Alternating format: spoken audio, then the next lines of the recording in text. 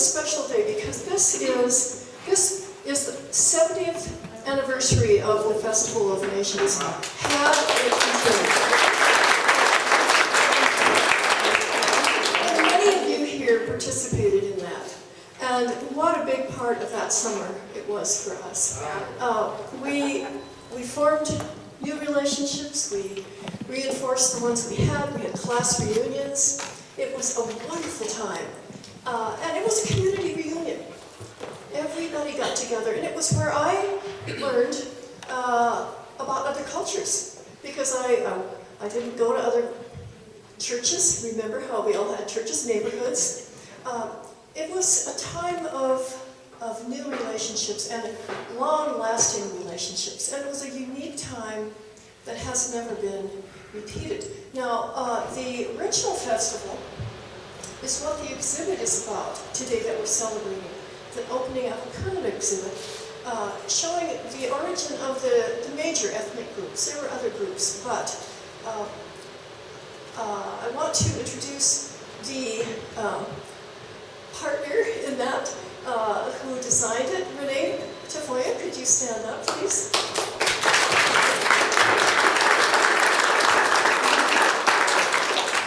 Renee has been instrumental in the other major exhibit here. In the basement, we have the coal mine exhibit, and she also choreographed that. Did a lot of research. And so for this, we collaborated, and I think she did a marvelous job with the storyboards, capturing a lot of things from the Zip Handbook and other sources. I think we're almost accurate, but I give her a lot of credit for that. So thank you, Renee. Well, thank you. You're always so generous in sharing credit, but really, Betsy's the one that put this together. Not true.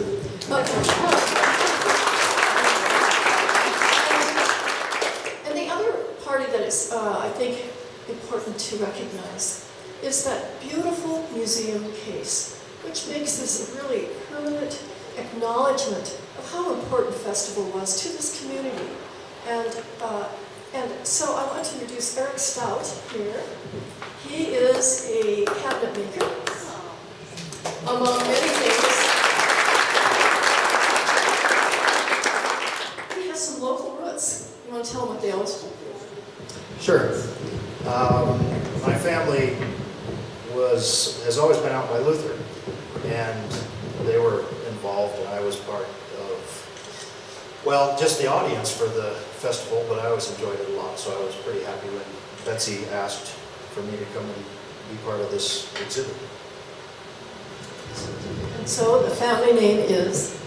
Well, there are many. It was maternal for part of it, but Luoma is the most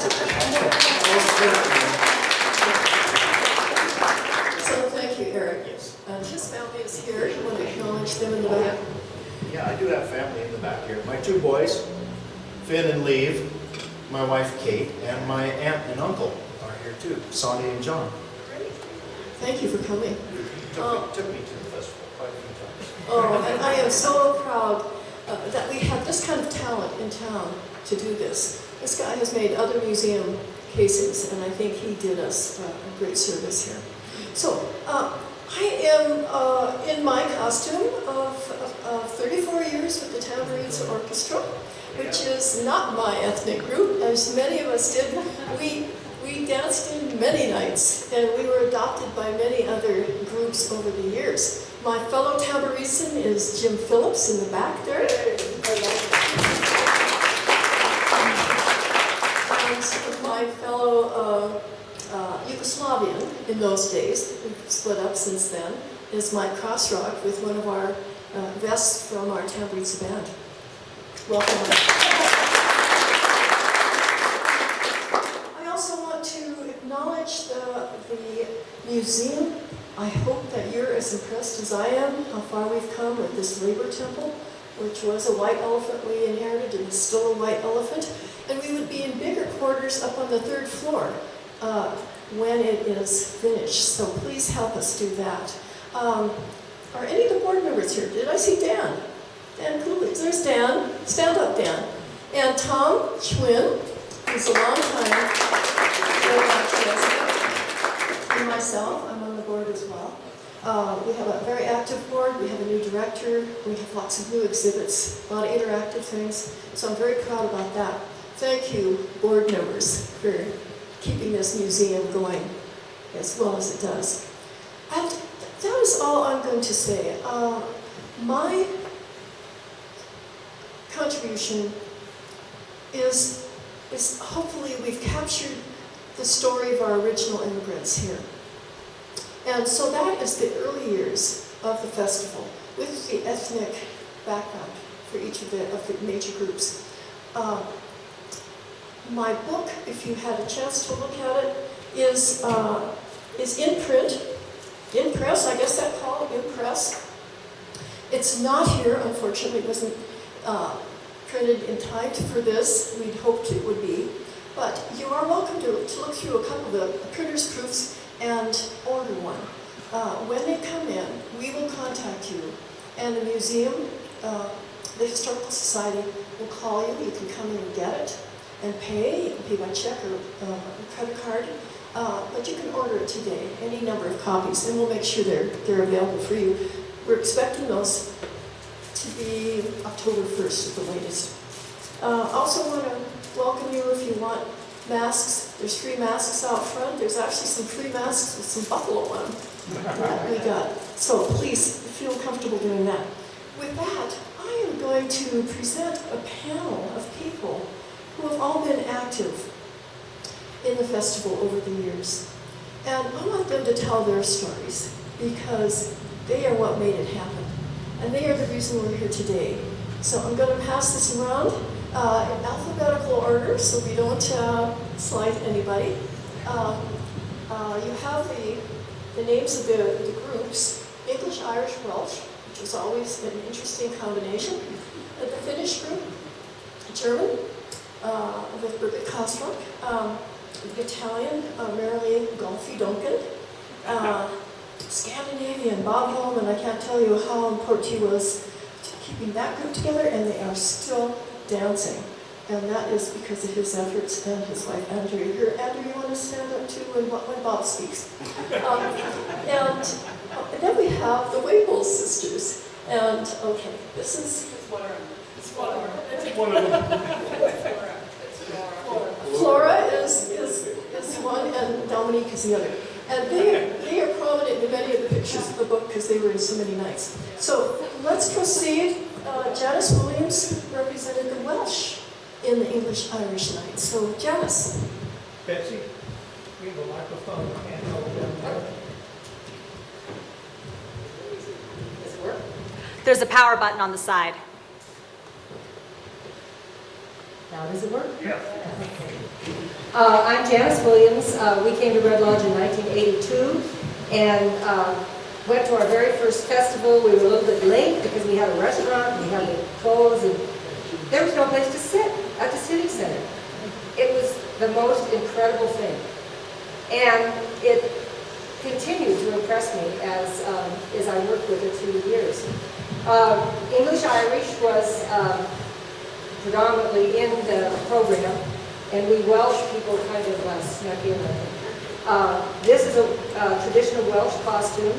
The ladies wore these top hats, and you might say, oh yes, I've seen a picture of Mother Goose on the cover, and she wears one of these hats, so I guess she was Welsh. Each one of these, the English people, the dancing was a lot of fun, watching the folk dancing. But I tell you, my memories are with the Irish step dancing, Dominique and Flora.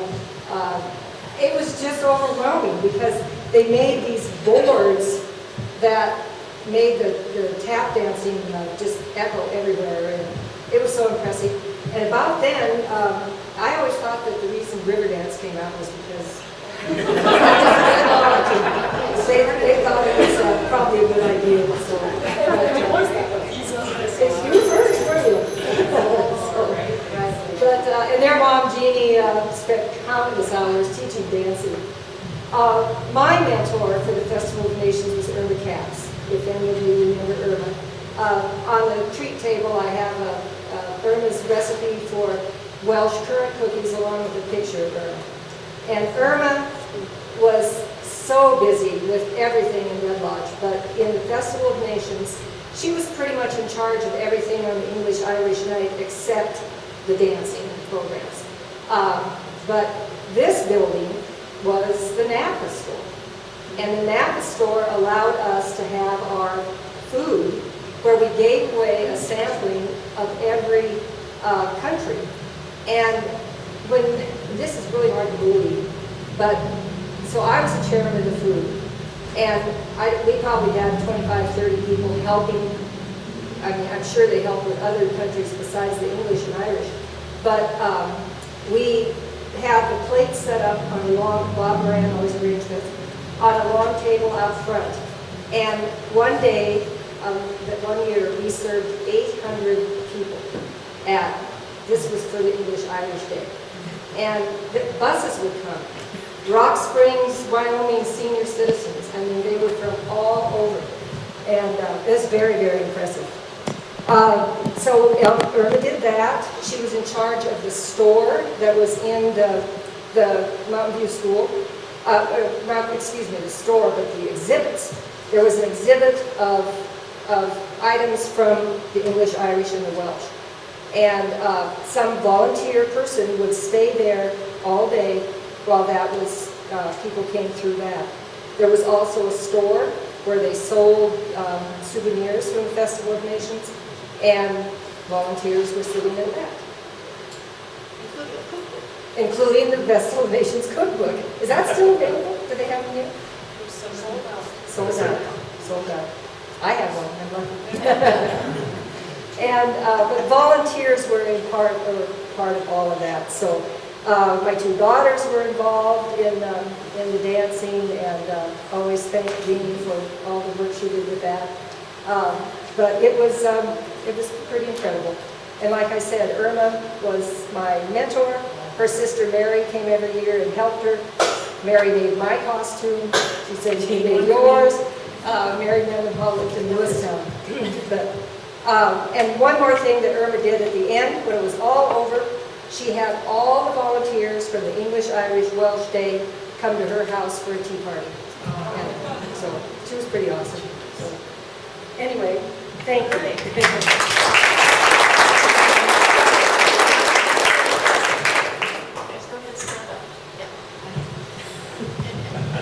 Okay, I'm Barbara Herbert and Patti Keebler. Patti's going to start off by, she was involved earlier, much earlier than I was in the festival, even though I'm older. But she'll talk about those early days, and then I'll finish up. And Barb and I decided we'd have a conversation because that's what we're comfortable doing. And so I hope you enjoy as we converse with each other about our different experiences. As Barb said, I started in the Festival of Nations when I was 7 months old. True story. And I finished the year, I finished the year that my husband and son and I moved to Helena in 1973.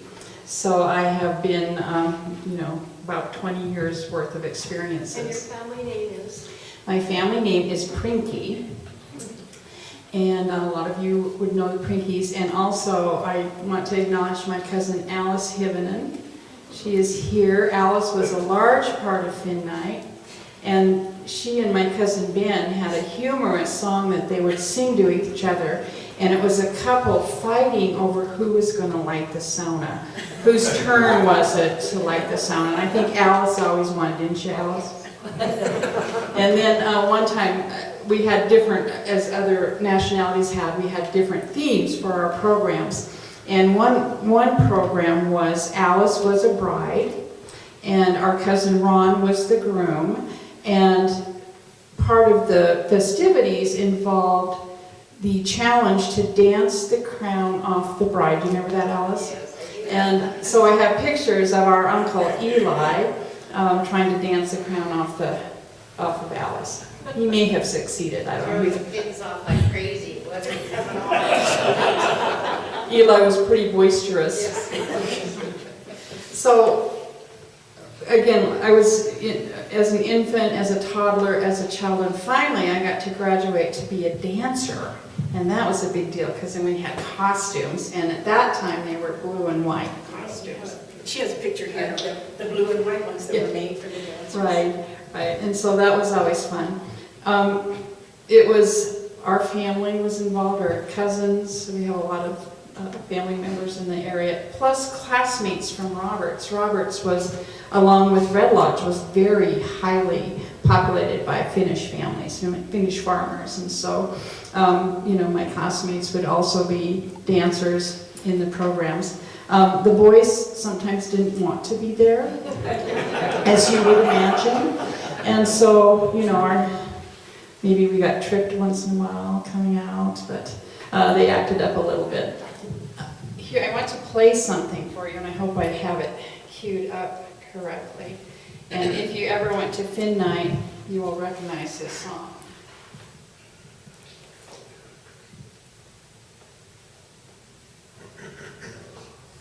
It's coming.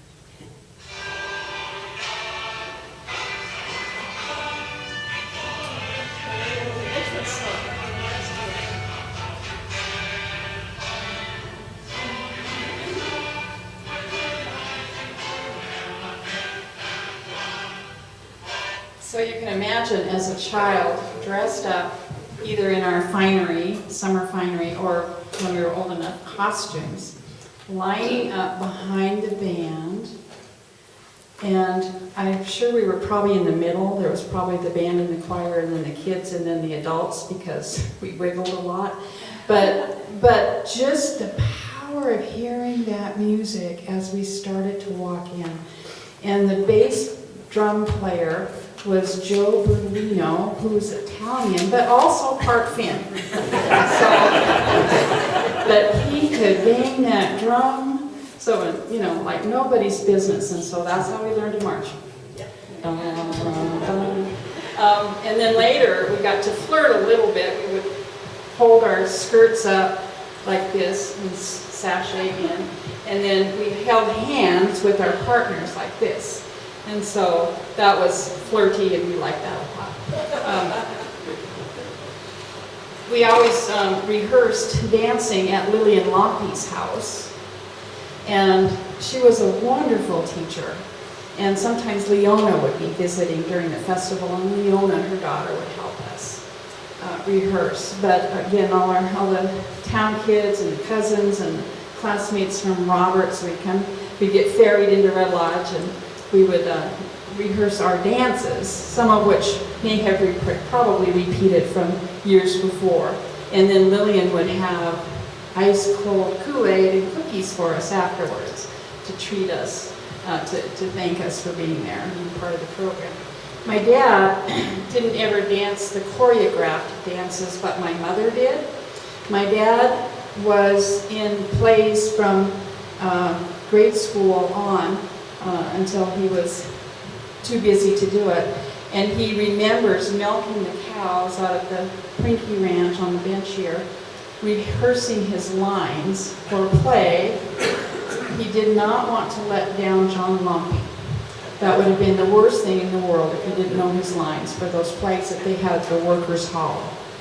So he was involved that way. So he would dress up in black slacks and a white shirt, and he would just be part of the audience, but he always loved to dance with my mother on the free dances, the schottisches and the polkas and the waltzes. They were a beautiful couple dancing, as many of them were. Music was a big part of the festival for us.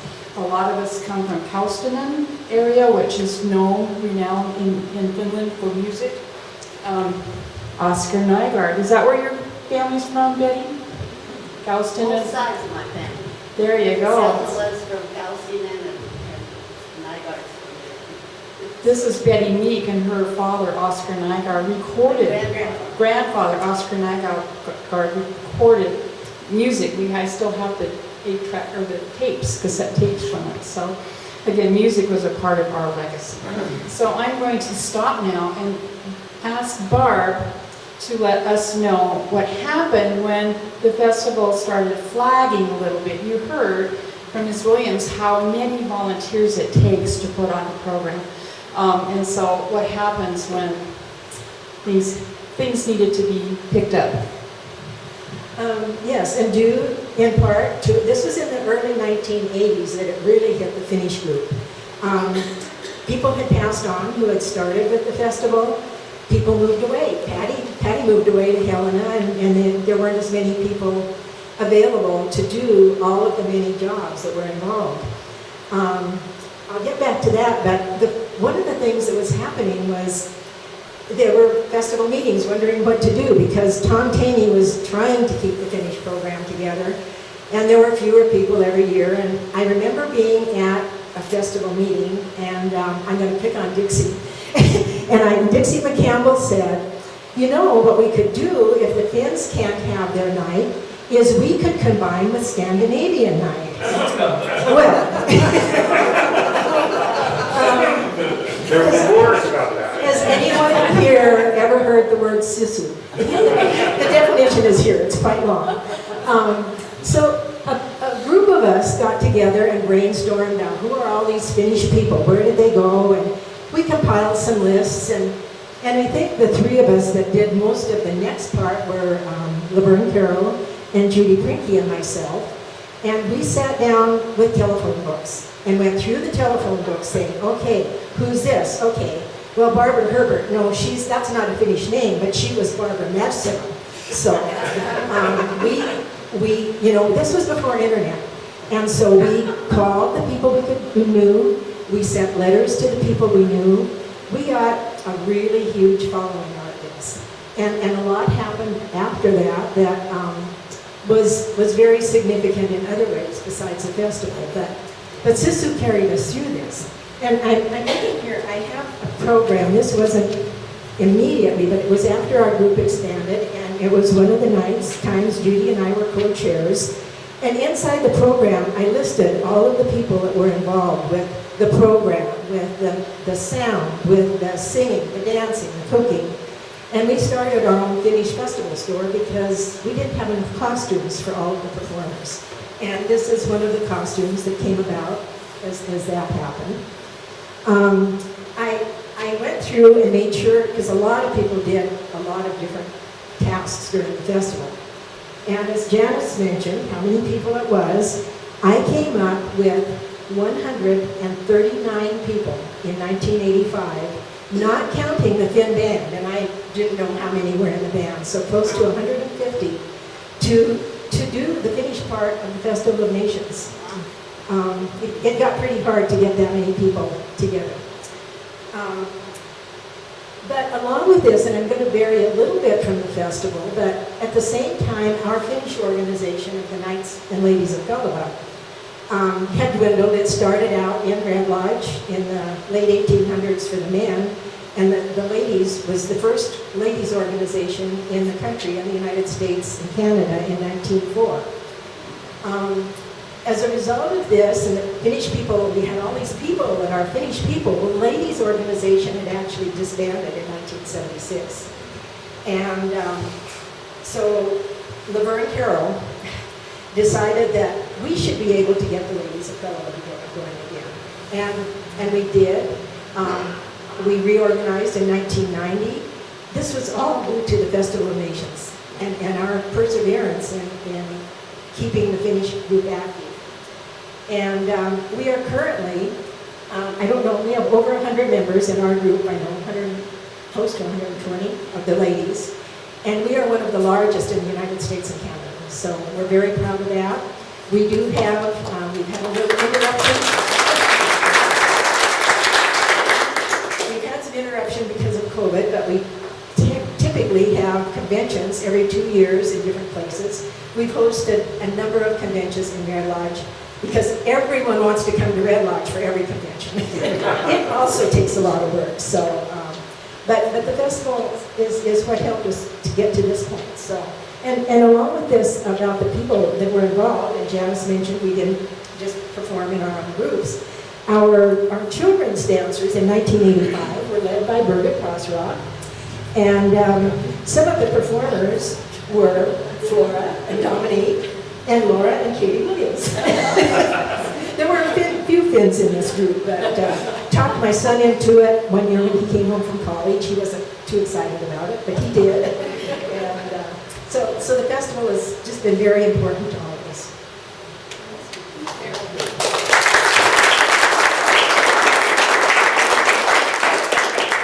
They're trying to make us sit down. Yeah, I think there's a couple more things.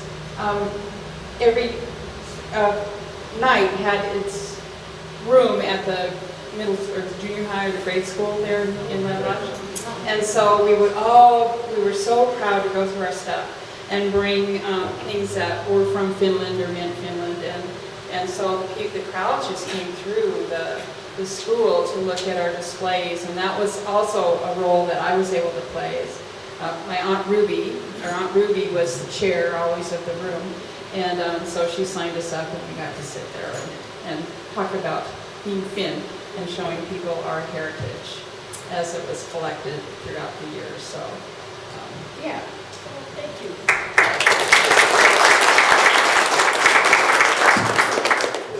Hi, I'm Birgit Kosorok. I came here in 1970 from Germany. And, well, my husband, of course, is Yugoslavian, so the first thing I got involved in was the Yugoslavian program. And because the German program was taken care of by the group from Laurel, they also put the NCI Naturproduktion, and they put on a program here every year. And on top of this, Dr. Jorgensen, who used to be a physician here, had a high school dance group, the Tyrolean, who also performed. So my part in the German part of the festival was I baked and I helped serving food. And well, in 1989, I just wanted to say, before then, after Jeannie Waples had her two little girls, she came to Red Lodge, and we learned really how to dance because we weren't very good, but we were allowed. And not on top of that, during the 80s, like you said, a lot of the people left. So the international dancers danced almost every night except German and Scandinavians. They were doing fine, but we had a great time, and our daughter also became part of the step dancers, and she became friends with Flora and Dominique. So everything was very positive. In 1989, the Laurel group told us they're done, they're not going to dance anymore. So I was approached, and I said, okay, good, we have nothing. We have no costumes, no music or anything, what are we going to do? So I got together with Elaine Higgins, Milo Borgstrand, and Gloria Jorgensen, who had moved back. And so we got organized. We had Jan and Rick Ross come from Billings, who offered to teach us the dances. We had several people who would join our group. Marvin was one of them. And, well, we learned how to dance, and then how about costumes, what are we going to do? And Dr. Jorgensen said, well, you guys, you can have the costumes from the Tyrolean, from the high school dancers, but you can only have them for 1 year. So we did. We danced in the costumes from, you know, the first year. I thought we did a really great program. The NCI Naturproduktion was Bavarian. Their performances were strict Bavarian. And which is, there's nothing wrong with that, but there's more to Germany. It's a very diverse country. So we decided the first year, the Berlin Wall just went down. We have to bring this in, we have to bring the history of Germany in. So our first program, we talked about Weimar, that was the time of the Romantic era. And we brought back Schiller, we brought Beethoven. Then Germany as a country was formed in 1871. You know, everybody thinks the old country now. The United Germany was formed in 1871. So we had the German national anthem sung by Dwayne Borgstrand. And then we brought in the wall. and the joy there is now to have one united Germany. And so that went well. Next year, we still didn't have costumes, the men. Some of them bought their own lederhosen because it's not fun to share pants that you can't wash.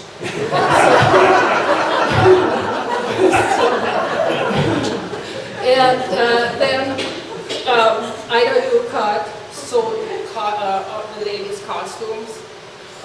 We decided on the green skirts because the Tyrolean had green, so we decided on green skirts, white blouses, and black vest. And so I think we made it through the 90s. During the 90s, we had some friends come from Switzerland, we had Peismeyer, and of course Karin, who's Bavarian, and Uschi Beck, who's Swiss. We had Hans Kostal, who was Austrian, and they were a big part of our program, so we decided it's not fair, we need to call a German, Austrian, Swiss night.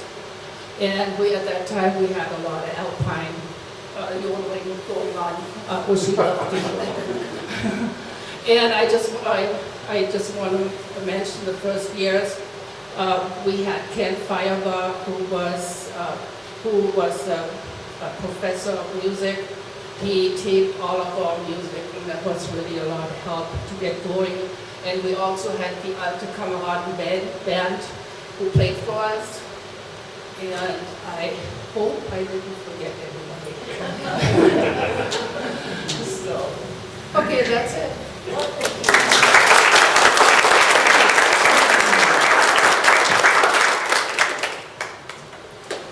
My name is Marilee Duncan, and my family, my grandparents immigrated here to Red Lodge. My grandmother immigrated in 1921, marrying my grandfather basically as a mail order bride. And he worked in the mines, of course, and she ran the grocery store in Bear Creek and the grocery store in Red Lodge. Our family was an Italian cafe. My mother, Elda Golfi, my uncle Hugo Golfi, some of you might know. My cousin Teresa Golfi, she and I are the same age.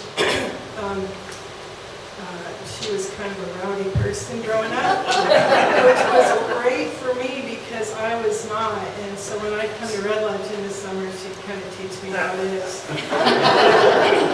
Anyway, my first festival, I was 3 years old.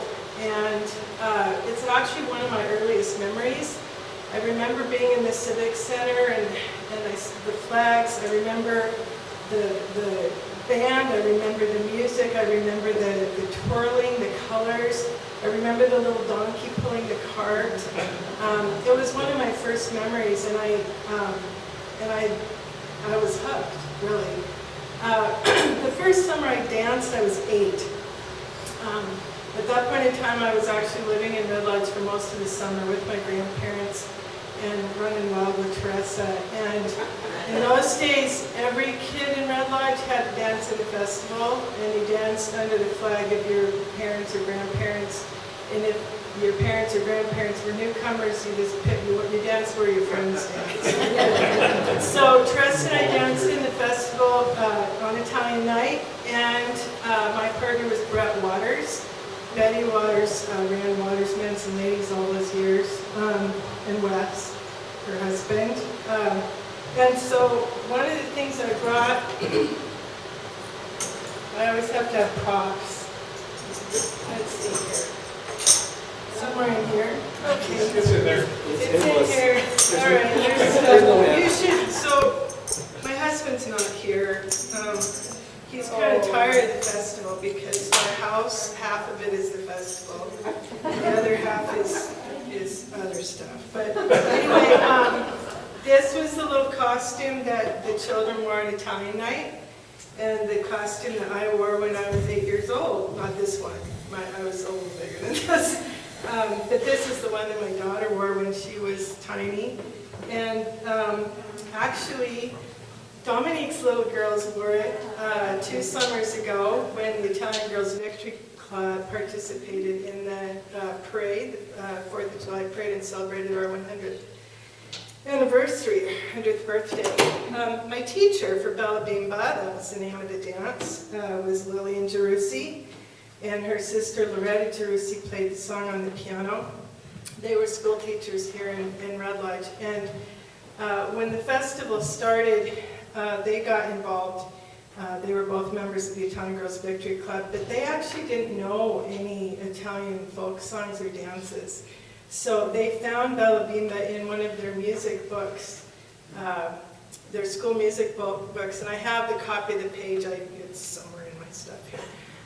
And it just says on their Italian folk dance from Trieste. Well, Trieste, if you know anything about geography, is right at the top of the Adriatic Sea, which is sometimes part of the Austro-Hungarian Empire and sometimes part of one of the Balkan states, usually Slovenia, and sometimes part of Italy. So I've always thought that was interesting that a little tune and dance from Trieste would make its way into an American folk song book under the name Italian Folk Dance, but whatever. We don't care that much about history, I guess.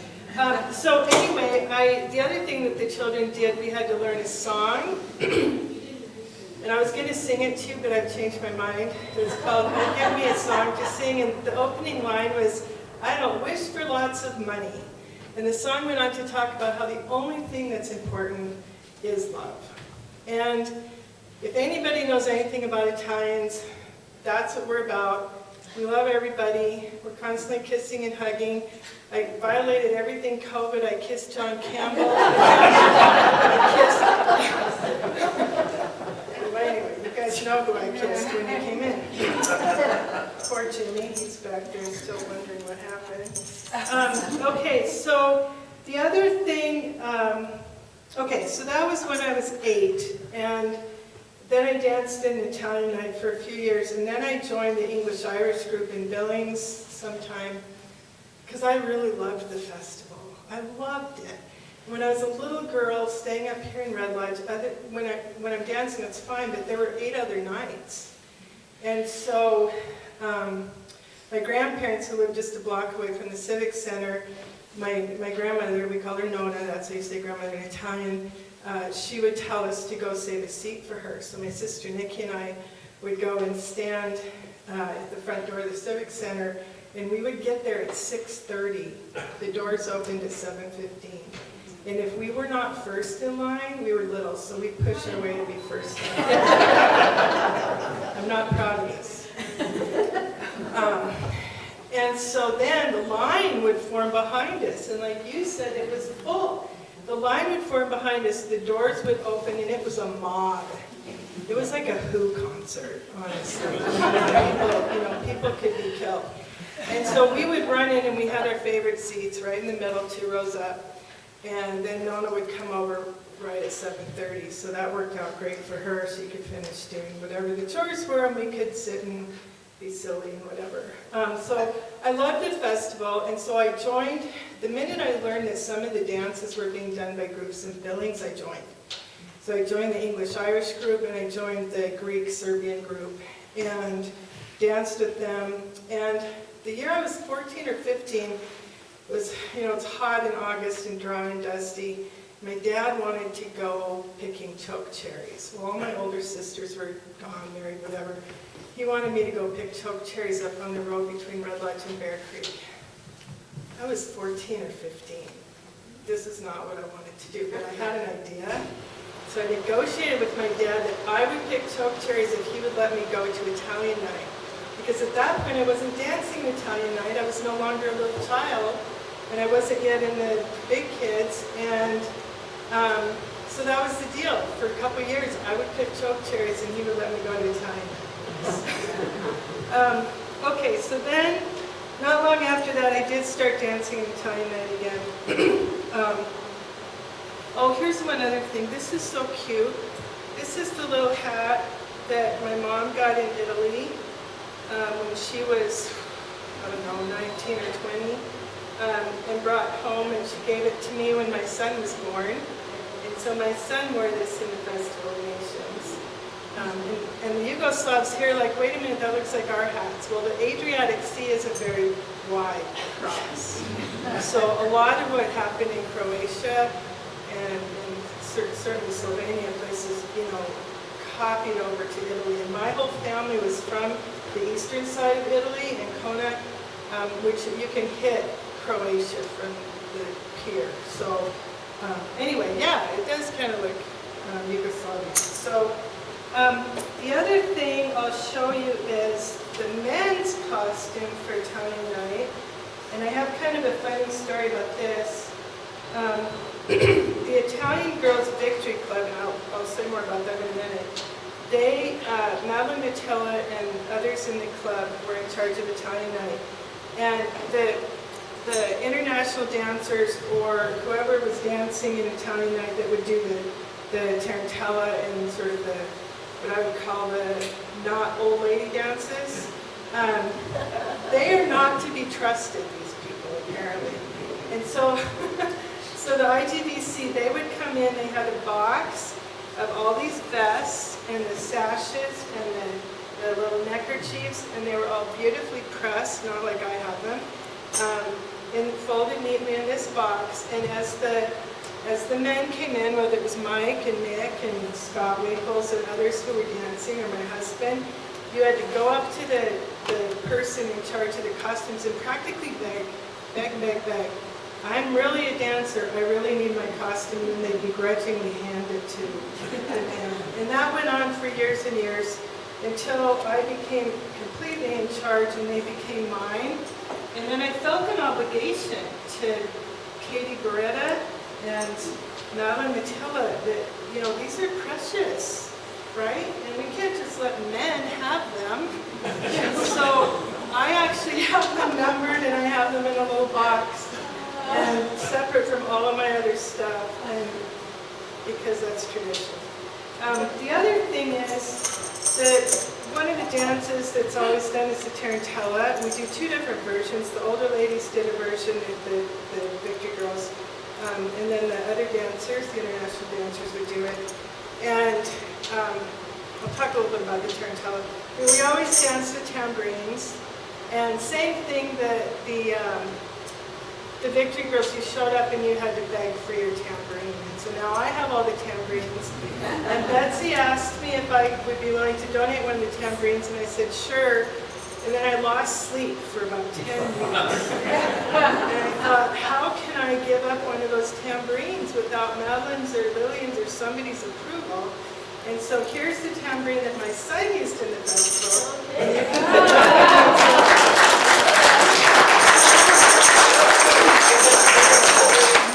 Okay, so, oh gosh, I made a lot of notes here. We always started every festival program, and this started long before me. Lillian Juris is typically the one who would open Italian night, and she would speak in Italian. She actually wasn't from Italy, or she didn't speak Italian natively. Her family moved from Italy, but she was not a native speaker. But she loved Italian, and she studied Italian. So anyway, I went through a whole bunch of our programs, and I actually am going to read to you one of our openings, just in honor of Lillian Jurusi and Loretta Jurusi and the Jurusi sisters, and in honor of the Italian Girls Victory Club, who kept the Italian program and the Italian community going for so long. Benvenuto alla 71 Festa Annuale delle Nazioni, the Notte Italiana.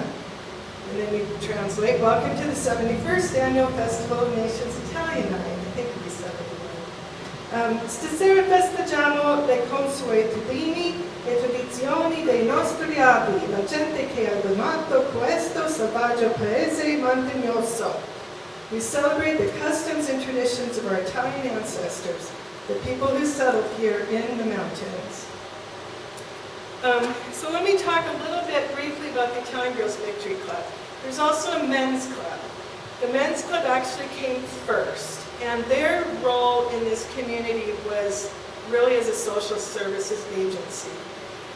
They worked very, very hard together as a community to help out the families of men who were injured at work. This was long before workers' comp.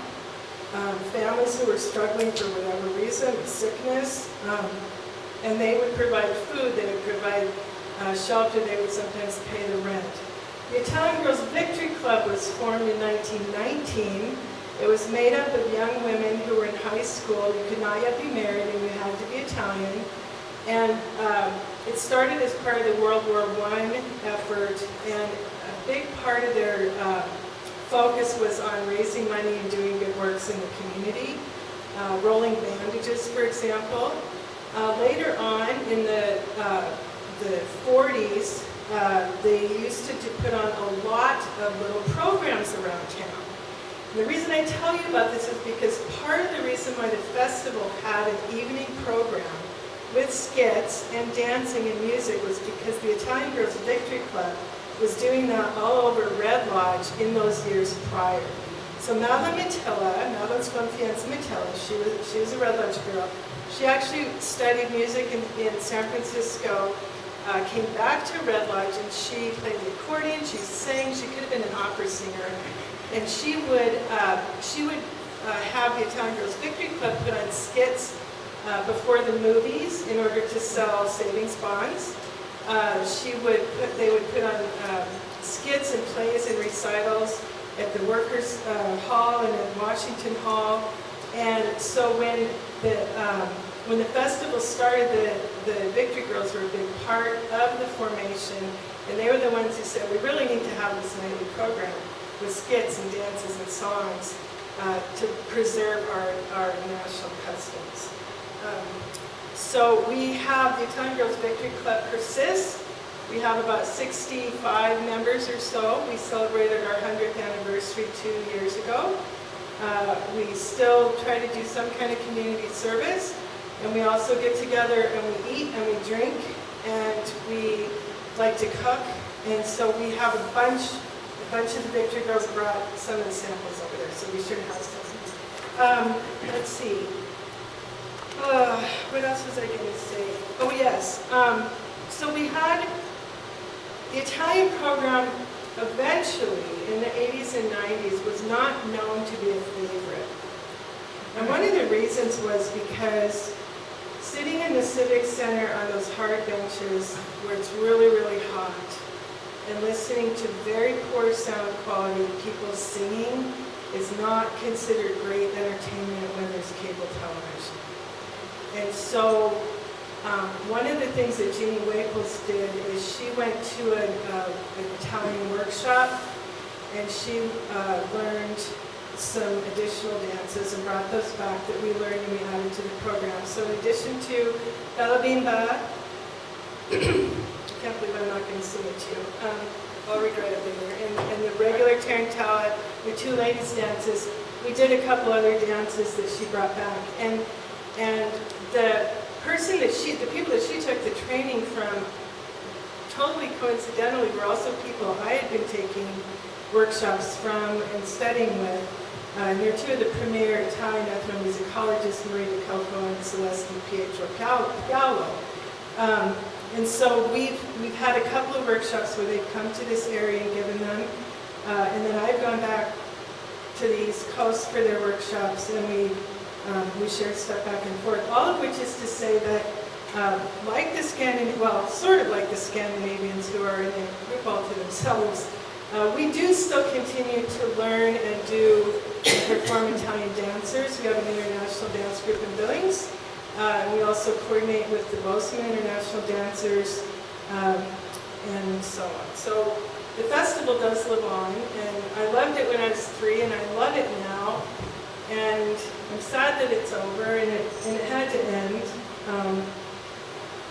And I love this exhibit, Betsy, and someday I will get through all my stuff and drop it all off.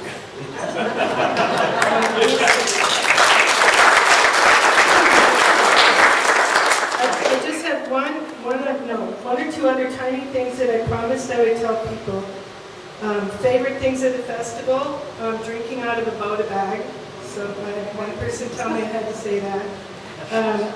Another person told me that it was always so cool to be someone's favorite dancer. When you're done dancing, and some little kid or some older person, somebody would come out of the crowd and go up to you with big eyes and say, "You were my favorite dancer." And there's nothing like it. It's like being famous for. the people coming from all over the country to the festival year after year after year, and we'd recognize their faces, and they would talk to us, and then they'd come out and party with us. That was great. And then when the bars would close and we couldn't dance anymore, then we'd go and have breakfast at John and Mommy's. That was awesome. Practicing the Tarantella with paper plates instead of tambourines. That was always fun. Oh gosh, I have so much to say, but I won't say more. Other than I love the Finnish march. I had it at my wedding for my processional.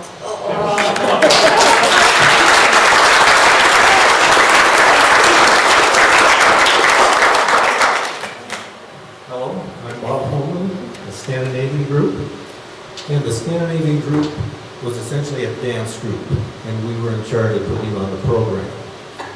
So, year number one was 1972. Not 1972, that's when we came. For me and my wife, 1972 was year number one. So, more than 20 years had gone on already. So there was a lot of tradition going on. Some of it good, some of it not so good. So, 1972, we came to town in the fall. I had a teaching job at high school. And down at the Gamble store, I don't know if you all remember the Gamble store? The McCampbell store? Before they had it. And so, mixing paint, there was this gal, started talking about different things. And of course, nationality came into play. She was one of the leaders of the Scandinavian group. So, we got inducted. And have been ever since. Okay. There were a few other leaders at that time. We didn't take over until 1975, when the prior leaders abandoned us. He was a pastor, took a call on Whitefish. Left in June. Yeah. So, we became leaders of it in 1972. We went along with this idea of kind of a variety show, which was kind of the norm at that time, was for a long time. And in 1980, we had an MC, while we were meeting beforehand, said, you know, it'd be nice to do something like a theater performance. And so we started out, the first one was a Scandinavian wedding, or a wedding made in Valhalla. And we had a number of different things in that program. One was, let me back up. That MC became Loki. And if you know anything about Norwegian or Norse mythology, he's kind of a troublemaker, mischief person, something like that. So, unbeknownst to our MC, we went out into the elementary playground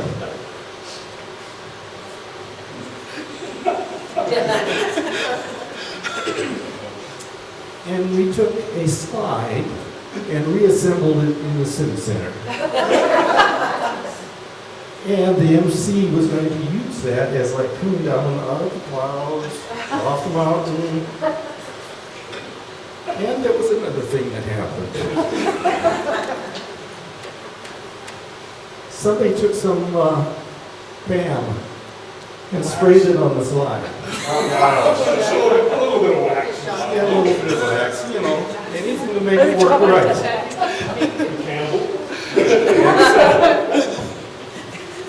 And so, he had one of those not authentic Viking helmets. Authentic ones did not have horns. That was, came about in an opera. Well, anyway, he also had a wireless microphone. And he was planning he would probably also come down with a wheelbarrow, but he gave that up. But when he came down, he lost the hat, he lost the wireless microphone, and he said a few things. So, that was the start of our theater productions. I can't remember all of the other ones, but there was always another title. So about that time, some of us also started going to dance workshops in other places and found out there was a lot more to Scandinavian dancing, where it was happening, how many different areas it was happening, and a lot of different dances that we've never known about. It really opened up eyes. And that's something that has happened over the years, is going to workshops in other parts of the country. Salt Lake City, Denver, Seattle, Wisconsin, and so on. So, we were a dance group. We are still dancing, although much more mature. Sedate, Bob, sedate. Many others are not as spry, but we keep on dancing. And so, what have we been doing? Well, Scandinavian. It is Danish, Swedish, and Norwegian. Not Finnish. but the dances are not restricted to one country. They go over the borders. And so we have done a few dances outside of Finland, outside Scandinavia. Some Finnish ones, Pikaresti, which is a solo dance. We're learning one right now because it fits in with what we're going to be doing in September. If it doesn't get locked down at the Willows, they're having a festival culture thing on the 18th of September. And so we are learning a dance which is a line dance that uses a Finnish tune, a dance choreographed by an American. He happens to be a professor of dance at Stanford, for a Japanese dance group called the Tokyo Polka. Okay. So, a couple other things. There are a few things that were good. You know, I always thought that Bob Moran was like a play director. It was announced that there was going to be a play, basically the festival, and the people just came out of the woodwork. And he was kind of the director. It was a great thing. What was not so great was the horrible acoustics of that civic center. And the different ways they're trying to overcome that. Another thing was those yellow lights, or those orange lights. You ever thought what orange and green do? Like green costumes? Goes black. A couple things I remember. One thing, Montana Vera.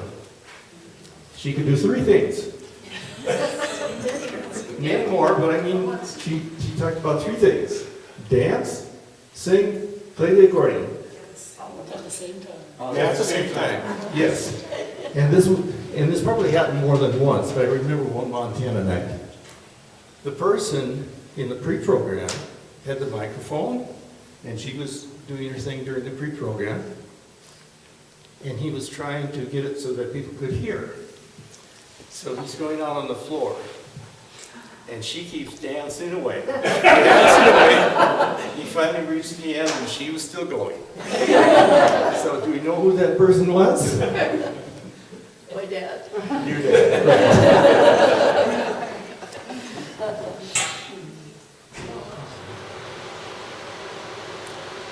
Yeah, the sound was not so good. Light's not so good, but there's so many other things that were good. And there are people here who predate us. John Clark, Schultfeld, the Campbells came the same year we did. And Norma, I don't know when you came, but you were in there someplace. Oh, yeah. Okay. Thank you.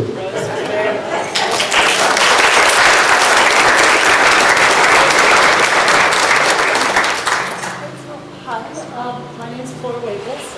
I am mostly here because my mom couldn't be, so, but it's a privilege. It's just been wonderful to hear all these stories, you know, because I was raised in the festival.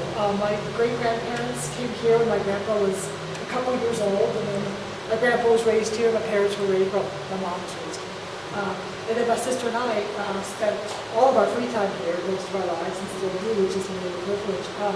But my mom was really involved in the festival for a time. I guess since she was a little girl, I don't know exactly. But one of my earliest memories is when we spent our winters in Virginia, where my dad taught school, and then we would come out to Red Lodge for our summers. And but I remember his mom she'd be sitting on the floor in our living room, and at that time, our dad built our house, and he was a very good, very adequate rough carpenter, but he was not a Finnish carpenter, so the floor was just like plywood and he just had a rug on it because he never finished it. And Mom would be sitting there and she had all these paper booklets, and I don't know where she got them because again, it was before internet, I don't know where you could find things like this, but she would find these old kind of yellowed paper books that would have dances in them. And I remember she would be sitting on the floor and she'd have a notepad kind of like that, yellow notepad, and she'd have the books open and she'd be just taking notes and copying things down. She had this little cassette recorder, because this is probably in the 80s, you know, she had this little cassette recorder, and she would record songs and copy them onto tapes so that we could play them when we were dancing and performing. And if the kids came in and like we made a noise, like messed up the recording, then we were in big trouble, like I was in jail, because it was very hard to like have two of them side by side and if we said it and screw it up. So that was some of my earliest memories. And then, you know, my mom and my dad both danced. And another very early memory I have of the festival was my mom. I think all of our moms, right? Our moms are very functional. They go into the kitchen and they make us breakfast and they get us in our clothes for school and everything like that. That's what moms do. But then when Mom would dance in the festival, she put on these beautiful costumes. She had this like black lace skirt that she wore to Yugoslav night, and when she twirled, it would like go all the way out. And she would put her hair down. She had beautiful hair, and it came down about to her waist, this thick black hair. And she'd go out to dance with my dad. And I would, when I was little, you know, I'd be out the sort of the mats they put down on the sides, you know. And they were beautiful. They were beautiful together, and that's a cool thing to be able to see your parents that way. That was really neat. But then talking about just Scottish night, I remember those wooden boards. I think Dad and I think Nick and maybe you made those, you know? And yeah. Nick and Jim came up. Yeah, and probably involved a lot of beer, I would guess, based on the carpentry work. But yeah, they were sort of plywood and then 2x4s and another layer of plywood with like sort of a carpet on the bottom so you could screw up the floors. And what I loved the most about Scottish than English-Irish night was we would, it wasn't just the program, we would also go out just into town all the time. We would just take over streets, like that street next to where Flashes used to be. We would close it down and put those boards down the middle of the street. And we just turn on music and start dancing, and people would just kind of, you know, come over and watch. And it was fun. And it was, you know, when you're a 13-year-old girl, like there's nothing cooler than attention. You know, that was great. Like I was a star every summer. It was fantastic. And then there was Scottish night, you know, when I got to be a little older and I was in my teens, one of the traditions after Scottish night is, you know, well, first you parade down Main Street during the day, and you dance, and you put the swords down on the pavement, and you dance around the swords, and that was great fun. And then you go, you do the, you know, the actual program, and you dance. And then after the program, because I didn't know this until I was like a teenager, the pipers apparently would go to Main Street, and they would start at one end, and there was a lot of bars on Main Street, you know, back in those days, a lot more than there are now.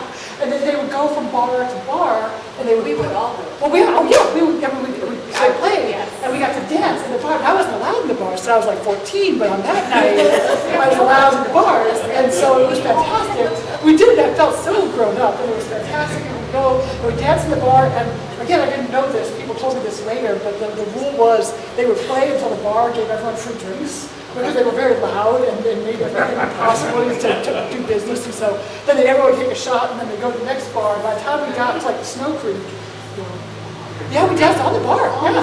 Those of us who had good footing, like my sister would dance on the bar. I remember dancing on the bar in the Bull and Bear, and then the Snow Creek. I couldn't understand why the pipers were just getting more and more, you know, off key. And the rhythm was falling apart. And at the end, we were really just improvising, I think. It was a lot of fun, but those are kind of my memories. You know, it was a wonderful thing to be a child during the festival because I had no responsibilities, right? I just showed up wherever my parents took me, and everyone said I was amazing and cute, and then I went back home. It was really cool. I didn't have to do much work. I think everyone else here did, but it was a lovely thing to have be part of our lives. It was really cool. Dominique, do you have anything you want to? No, I thought you were going to end this without talking about how we danced. Dance. How many times Scottish night? Let's talk about dancing on the bars. That was the cute one. We had the ugliest tartans. We had the ugliest tartans, yeah. They were very authentic.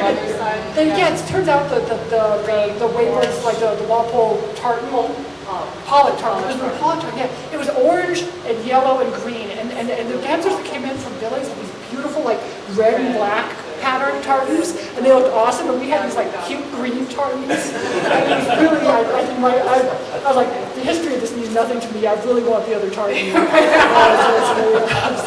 remember those. Yeah, those are. Mom still probably has this somewhere. That's what I remember.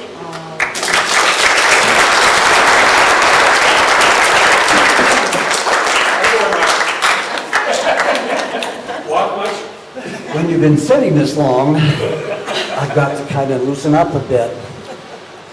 Well, initially I would like to say congratulations to all of these groups. I've had the privilege to be at the Festival of Nations. I'm estimating about over 40 years, something like that. And of course I danced in it too. And not very well until the Jeannie Waples international dancers got a hold of us and made the Yugoslavians into, well, pretty good dancers. I wouldn't say great, but pretty good dancers. The drinking, the dancing, the music happened way before the Festival of Nations to the Yugoslavians. And that's why I think that they did so well when all of a sudden they had a program, in the festival. They were doing it all the time anyway. But the thing that really fascinated me so much about it is how well all the Slavs here work together. It, as you know, Yugoslavia is no longer a country. It's been divided, and now what we have to do is we have to try to represent all of them, and that's why we changed the Yugoslavian night to Slav night later during the Festival of Nations. And the other thing I remember about how the Yugoslavians designed their program. Well, Yugoslavian Day wasn't all that important. It was the day before. And several times up at my mom and dad's house, Joe and Tootsie Kosorok, they had a pig roast there. And the music and the drinking and the fun also occurred there. As a matter of fact, former Governor of Montana, Forrest Anderson, actually showed up one day, and I don't think he believed it because there was so much happiness and laughter. What they did is they met, and I'm sure that they actually started the pig the day before, and they played music and sung songs, had sung songs all the way through while the pig was being roasted. And the next morning they were still there, and then presto, Yugoslavian Day. So festivities just got started. And that was it. And of course in the early years, and I do have to brag a little bit, the Yugoslavian program really did pack the house. But then all these other nationalities became so professional and good at what they do, it almost seemed like we were doing that every night with all the nationalities. And that's what made it such a glorious time of the city of Red Lodge to have this thing going on. I know that one of the reasons that it has failed is that we no longer have the uniqueness of nationalities coming from Europe and working at the coal mines or whatever they found to do in the Red Lodge area. And that's how some of these nationalities manifested themselves in Red Lodge, and all of a sudden decided that their nationalities were important. Well, through all the technology and modernity of the United States, it seems that nationality isn't all that important. And most certainly here, the essence of Red Lodge became so scattered as far as nationalities were concerned. That's why so many of us could not continue. The Yugoslavian night even developed some celebrities. The Tamburica band, to say the least, with Betsy was a member, and Jim. They actually cut an album, which I guess Jim still has. It's 33, the third album of it. Yes. 2 albums. Wow, congratulations. Why didn't I get the second one? But the other reason I think that it failed was how, again, the economy has changed. I know at the early years of the festival, a cup of coffee was 5 cents. And now you could pay almost even $4 for a cup of coffee, which, by the way, $4 was the price of a T-bone steak. And I don't know if you remember, Ritual Lodge made the best. And that was the price of the steaks at that time. So again, one of the things which maybe out of good taste of this group did not mention, is that this was all free. And there's nothing that a family could do so earnestly for a city is to give all of their, again, their money and their time, their talents, all of that, went into the Red Lodge Festival of Nations and also into Yugoslavian night. My father, I think, was probably another celebrity that is going to always be remembered. For my father, Yugoslavian Day was every day. He played his accordion every day at his JK store, downtown Red Lodge. And, I was always very proud of that. I don't know if it ever made him more money in the store, but I've had probably hundreds of people asking me how much they miss having the uniqueness of having Joe Kosorok on Main Street. My family, especially my mother and father, were very instrumental in getting all of us interested. My daughter Tanya, even though the festival itself was crumbling, she had the audacity to try to continue it for several days. And it worked for a few years. But again, as I said, you can't beat the cost of it or the dynamics of it as we're existing now. The only thing I wish is that I hope that we will come up with a better idea than 5,000 motorcycles and what t-shirt contest to replace it. I hope that we can find the unity, the talent, and bring back the arts to Red Lodge. Thank you.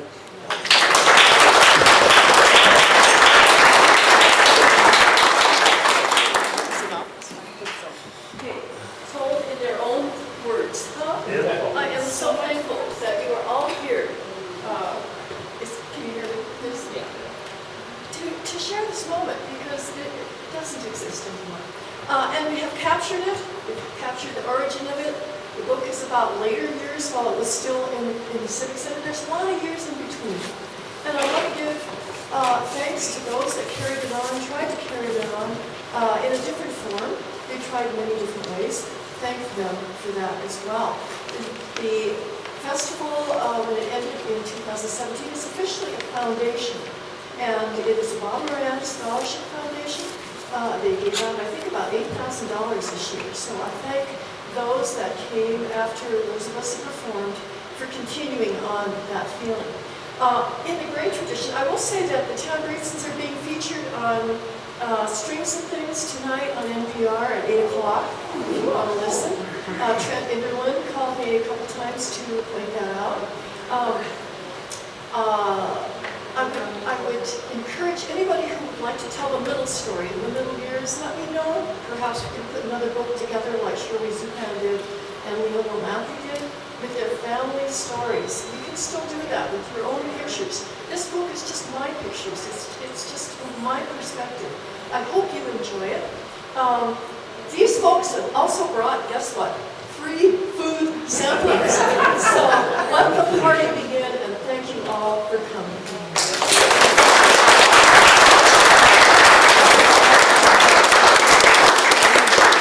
No spoken testimony. My name is Rose Spogan. My dad and mother was married and Joe Kero. And we started out with the 82. I'm going to go way back. When what I remember is that in some of the businesses in town, and I remember this especially because my aunt was married to Marcel Verpegi from Bear Creek, and his mother sat in the window of the dress store. It was underneath Dr. Adams's building, and made lace on the day for Belgium Day when they were having that special. And then also, we go back to when I was in high school. I graduated in 49, so I'm probably the oldest person in the room right now. And we didn't have the Civic Center at that time. That wasn't until 50. But what I remember is that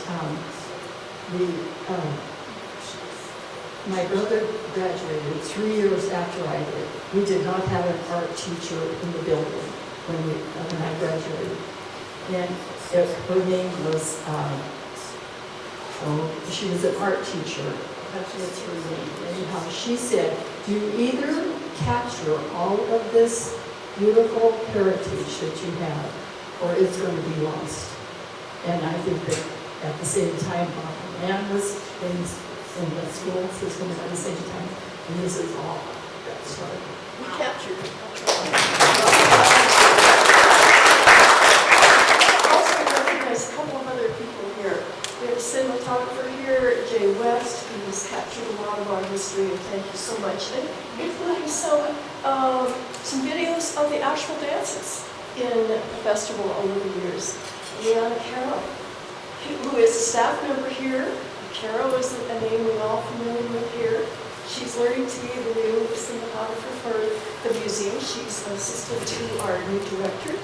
And Deb Hronek out front.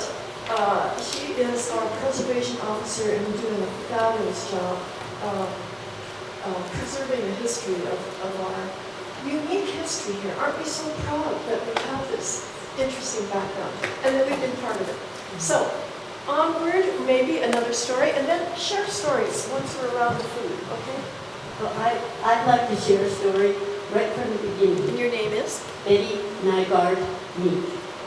My sister and I learned to speak Finnish before we spoke English. We also learned to sing before we went to school, and we sang duets. So the first several years of the festival, my sister and I sang Finnish songs on Finnish night that were written by my grandfather. And I have just recently become a great-great-grandmother, so I've written a long 6-page letter to her at 3 years old and described my grandfather, my father, and all of the Finnish heritage. So I am trying to pass it on.